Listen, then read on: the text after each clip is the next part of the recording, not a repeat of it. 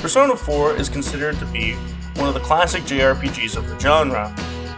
With the Atlus touch of highly stylized UI and fun writing, Persona 4 offers a small-town feel of a tight-knit community.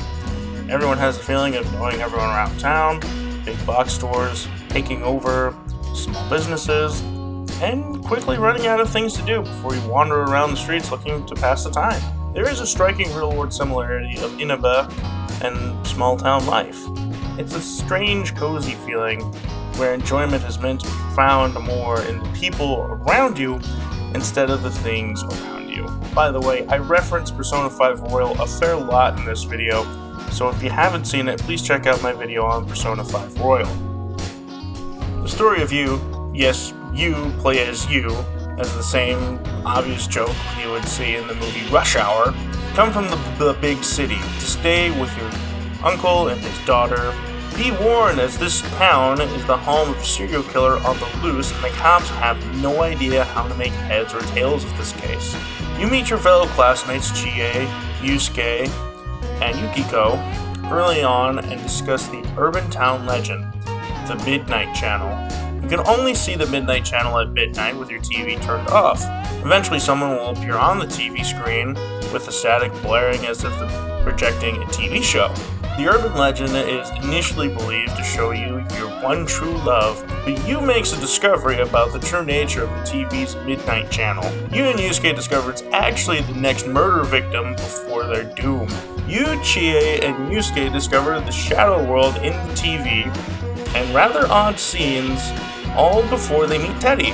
Your classmates fight off shadows, earn personas, like you, and vow to get to the bottom of the true identity of the murderer with Teddy.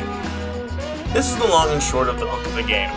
Compared to Persona 5 Royal, this has a far more interesting through line across the whole game, as each and every detail along the way helps you solve the mystery of Inaba. Each dungeon offers clues to the identity of the killer and how they do it.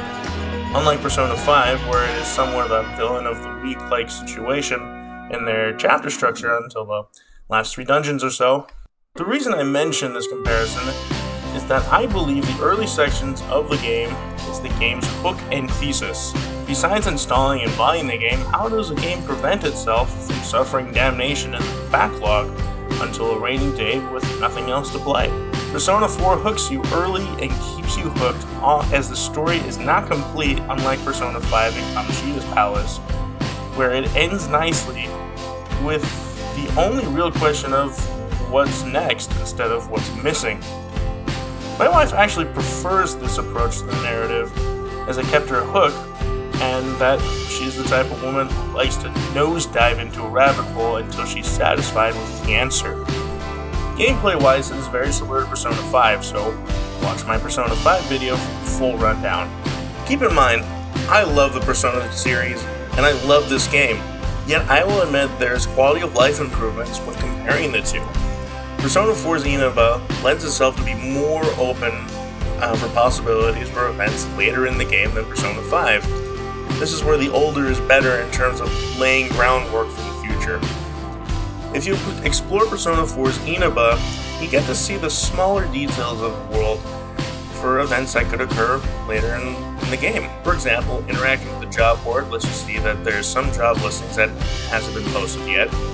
Whereas Persona 5, some elements of the groundwork being laid down, like the gym being present, it feels like the world's events open up as you progress, as opposed to being shown as you as options that you simply can't take in yet for whatever reason. Between the two games, Persona 4 starts with the story evolving with the introduction of your character into the town as the murder mystery has only begun, and any progress only occurs because of your involvement. In Persona 5, the Kamoshida incident seems to have been pre-established drama. Ryuji even makes a point in his confidant events as he recalls his time on the track team under Kamoshida's tutelage. You come in only to resolve the situation that existed prior to your arrival and keeps the idea with almost all the palaces that you go into. It's not until the Band of Thieves join in and solve the situation. Unlike in Persona 4, where every little bit adds information for the overarching story of murder mystery. Every new victim is a new victim. They weren't pre-established victims of whatever circumstances they were under.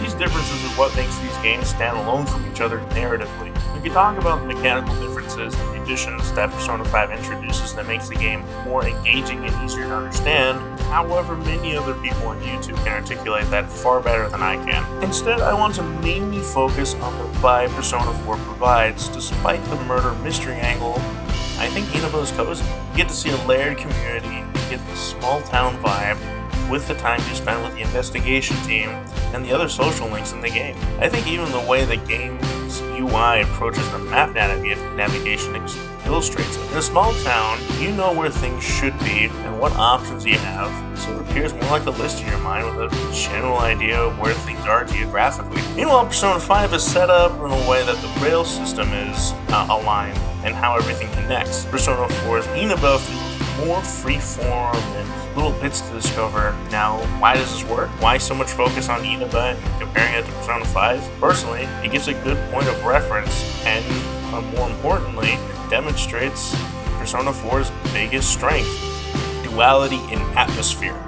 There's something I admire about both games when talking about how they handle the shadow world and the metaverse. In Persona 5's metaverse, I never felt on edge, nor as if I can have control ripped away from me if I'm not careful. Safe rooms are abundant, and I never quite feel out of control. If anything, I feel like every now and again I need to change tactics or review the status of my party members. Instead, in Persona 4 Shadow World, I did feel uneasy about going in unprepared, and I did feel as though I could lose control whenever possible. This is where I find myself going back to Persona 4. Shadow World feels narrow, maze-like, dangerous, and even luck-based. Wherever I go into the TV world to advance the story or to grind, I always feel the need to go to the general goods store and the armory just to make sure that I'm ready in the off chance that things don't go my way. I feel progressively on edge with the end of each fight, knowing that if I'm not careful, I will get my ass handed to me before I even get the chance to return. This doesn't mean I suck at this game more than Persona 5. Yes it does. Doesn't mean I won't go back to this game. No, this game is stylish and well written. The calm atmosphere contrasts amazingly to the uneasy feeling of the Shadow World. I like this game, how it starts, and I don't really have anything negative to say about it. Atlus seems to have done everything right so far with how to establish their games. It feels just as it looks when it needs to. Sometimes a small, cozy town life, sometimes a dangerous world.